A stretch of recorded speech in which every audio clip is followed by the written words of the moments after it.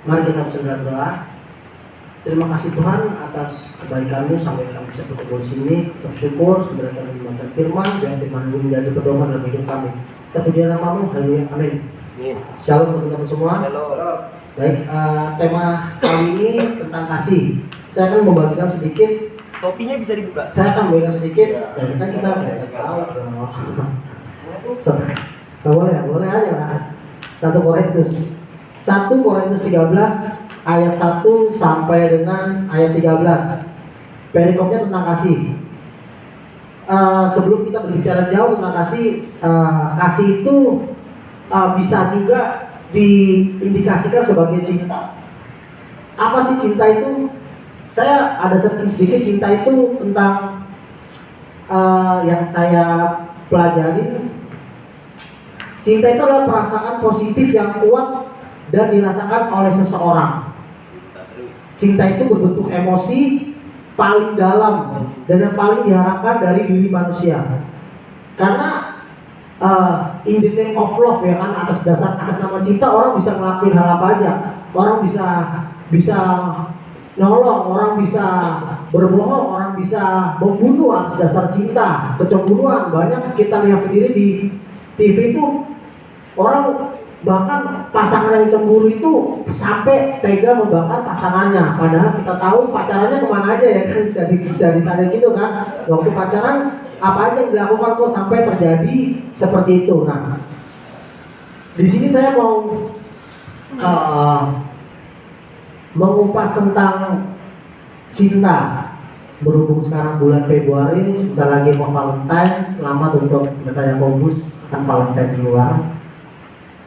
Nah, saya ingat waktu pertama kali cinta ya, pertama kali waktu first love itu apapun dibela-belain, walaupun rumahnya jauh, Gimana Kemayoran ya? Iya. Gimana Kemayoran? Jauh banget lah pokoknya, karena rumah saya di daerah pesisir dan rumah yang saya gebet itu di daerah pusat kota. Jadi dari pesisir ke pusat kota tuh butuh waktu untuk perjuangan. First love lu siapa, Le? Itu dibela-belain kan, karena ya itu waktu itu cinta. Nah, berbicara tentang cinta, di sini pun kita mengenal namanya kasih. Saya mau bagikan di ayat 4. Kasih itu sabar, kasih itu murah hati, ia tidak cemburu, ia tidak membanggakan diri dan tidak sombong. Kasih itu sabar. Jadi cinta itu sabar, saudara. Sabar nunggu waktu yang tepat untuk memilih pasangan yang tepat. Memilih. Sabar. Ada stok dulu ya. Sabar untuk menunggu waktunya Tuhan yang pas untuk kita mengikrarkan janji. Eksekusi. Sabar. Jadi segala sesuatu yang dilakukan dengan cepat-cepat itu hasilnya nggak baik. Gitu. Jadi sabar aja dulu. Tanya Tuhan dengan benar, apakah dia ini pasangan saya? Apakah dia ini jodoh dari Kau Tuhan? Ya berdoa aja terus bergumul gitu ya teman-teman ya. Terus kemudian ia tidak cemburu, ia tidak membanggakan diri dan tidak sombong. Ia tidak cemburu itu dikatakan ketika pasangan kita, apalagi bisa dilihat kalau antara perempuan dan laki-laki, kalau perempuannya lebih unggul itu didominasi. Terkadang laki-laki itu rasa cemburu karena cemburunya itu dalam hal kok dia lebih unggul daripada gue ya, soal materi, soal jabatan, soal karir. Nah, harusnya kalau memang dia mengasihi pasangan tersebut, dia support dengan cara ya support aja pekerjaan yang dilakukan pasangannya, yang karir yang dilakukan pasangannya itu. Dia support dengan semaksimal mungkin. Jadi bukan cemburu, justru kita harus membantu apa yang dibutuhkan oleh pasangan kita. Gitu. Kalau dia jalan sama bos? Nah, kalau dia jalan sama bos, ya kita minta pengertiannya. Kita minta pengertian hikmat dari Tuhan ketika pasangan kita jalan sama semisal karyawan dan bos sekretaris ataupun bosnya.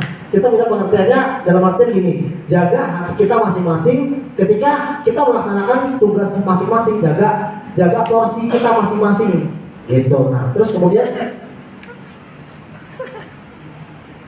ia tidak membanggakan diri dan tidak sombong.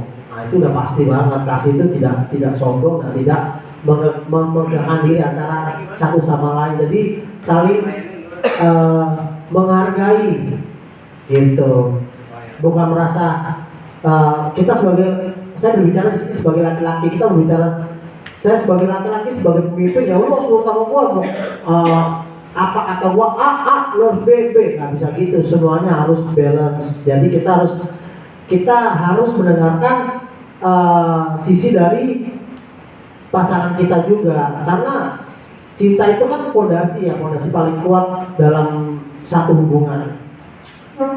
Kemudian ayat 5, ia tidak melakukan yang tidak sopan dan tidak mencari keuntungan diri sendiri.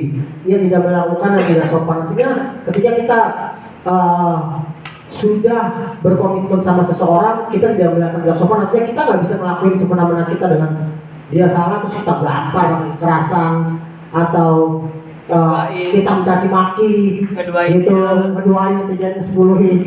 Tapi di sini dari kita bisa tidak kasar tuh. Ya kita nggak bisa semena-mena sama pasangan kita.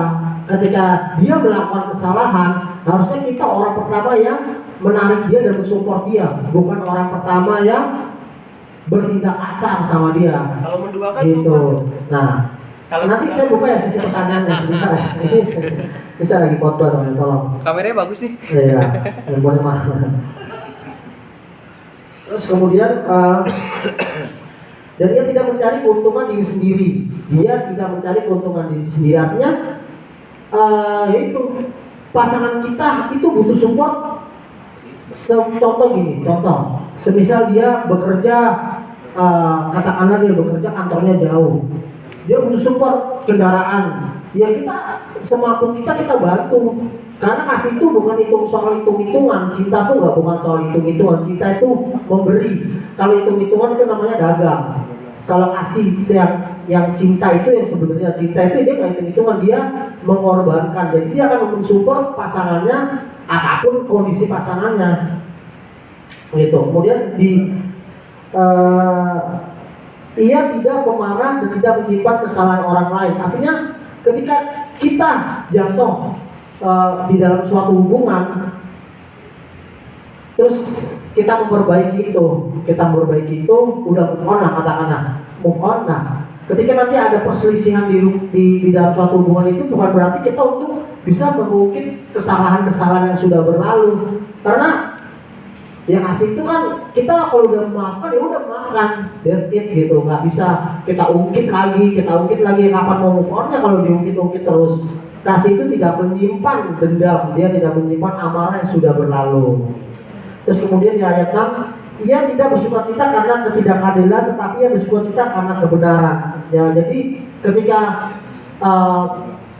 pasangan kita jatuh, ketika orang yang kita sayang, adik kita atau saudara kita mengalami kesusahan, mengalami problematika, artinya kita nggak bisa senang gitu, syukurin lu ya, lu rasain tuh, gitu, apa yang gua rasain dulu, nggak bisa kayak gitu. Tapi dia akan ngerasain ketika dia susah, kita ngerasain, oh ya dia lagi susah, gimana cara ngebantunya ya. Kalau memang kita nggak bisa bantu secara materi, ya kita bantu secara semangat. Kita bisa datang ke dia, bisa ngasih doa, bisa ngasih kekuatan. Nah itu perlu banget ya. Terus kemudian ayat 7, ia menutupi segala sesuatu, percaya segala sesuatu, mengharapkan segala sesuatu, sabar menunggu segala sesuatu. Nah di ayat 7 ini berbicara ya itu udah percaya aja, saling percaya, terus sabar menunggu segala sesuatu, sabar menunggu waktunya Tuhan yang pas untuk pasangan. Jadi ya sabar aja, menunggu waktu Tuhan yang pas, ya meyakinkan diri kita sendiri apakah dia memang untuk saya atau bukan, apakah dia layak diperjuangkan atau bukan. Kembali tanya kepada Tuhan. Caranya Tuhan akan menjawab ketika kita doa. Itu Pak Pendeta. Ini dari mana kita? Ada lah nanti. Nah, itu sesi berikutnya mahal loh. Saya hebat banget, tolong. Kerja ya. Ada gratis saya biasanya. Nunggunya sambil selingkuh ya? Bentar ya, kita kasih berikutnya. Nunggunya sambil selingkuh. Nah, ayat 10, ayat Ayat 8, kasih itu tidak berkesudahan, membuat akan berakhir, bahasa roh akan berhenti, pengetahuan akan lenyap. Jadi ketika semua sudah nggak ada, tapi kasih itu tetap tidak berkesudahannya, kasih itu selalu ada. Ayat 9, sebab pengetahuan kita tidak lengkap dan membuat kita tidak sempurna. Tetapi jika ayat 10, tapi jika yang sempurna tiba, maka yang tidak sempurna itu akan lenyap. Nah, jadi itu artinya kita bisa saling melengkapi antara ketidaksempurnaan kita sama antara pasangan ya. Jadi bukan mencari yang sempurna, tapi saling melengkapi di antara ketidaksempurnaan itu. That's why mamen ya nggak sih? No, stop. Nah, terus kemudian ayat 11, ketika aku kanak-kanak, aku berkata-kata seperti kanak-kanak, aku merasa seperti kanak-kanak, aku berpikir seperti kanak-kanak. Sekarang sesudah aku dewasa, aku meninggalkan sifat kanak-kanak. Ayat 12, karena sekarang kita melihat dalam cermin suatu gambaran yang sama-sama, tetapi nanti kita akan melihat muka dengan muka. Sekarang aku hanya mengenal dan dengan tidak sempurna, tapi nanti aku akan mengenal dengan sempurna seperti aku sendiri dikenal. Jadi pasangan itu adalah dua orang yang karena waktu kita nikah nanti ya, waktu kita nikah kan apa yang diberikan Tuhan tidak dapat pisahkan. Nah, nanti ketika kita nikah hidup bersama-sama, itu memang semua nggak ada tuh namanya jaim-jaim, nggak ada tuh yang namanya fake lagi. Semuanya akan terbuka dengan sendirinya, gitu. Nah, jadi alangkah baiknya ketika kita masih berhubungan, berpacaran, teman-teman, saudara-saudara yang dikasih oleh Tuhan. Keterbukaan itu penting banget, apapun itu. Tolong ya, aku harus keluar dulu. Keterbukaan itu penting banget ya. Jadi segala sifat, ya udah perlihatkan aja yang jelek-jeleknya dari kita. Perlihatkan apa adanya kita, bukan yang kita lihat. Perlihatkan yang manis-manisnya aja. Jadi ayat 13-nya, demikianlah tinggal ketiga hal ini, yaitu iman, pengharapan, dan kasih. Yang paling besar diantaranya ialah kasih. Jadi saya mau mengingatkan lagi, ujian itu bagus untuk menguji seberapa dia sungguh-sungguh mengasihi kita. Kalau baru dikasih ujian kecil aja, pasangan kita sudah meninggalkan kita, apalagi nanti ketika dia berumah tangga, gitu. Dikasih ujian sedikit udah langsung minta cerai, itu udah pasti. Jadi tetap percaya sama Tuhan, mengandalkan Tuhan, tanya Tuhan apakah dia benar-benar pasangan untuk saya. Demikian firman Tuhan. Tuhan Yesus berkati. God bless you. Dua. Mari kita berdoa. Terima kasih Tuhan, kami syukur atas firman-Mu hari ini. Firman yang mengingatkan tentang kasih dan cinta kasih-Mu Bapa. Terima kasih Bapa, berkati kami semua yang hadir di sini Bapa. Biar hanya firman-Mu yang tampak di dalam kehidupan kami masing-masing. Terpujian nama-Mu, haleluya, amin. Ada yang siap lagi? Saya. Hah? Ada yang siap tadi satu lagi. Satu lagi. Next. Jam 11. Ayat 11 kok nggak ditafsirkan Bang?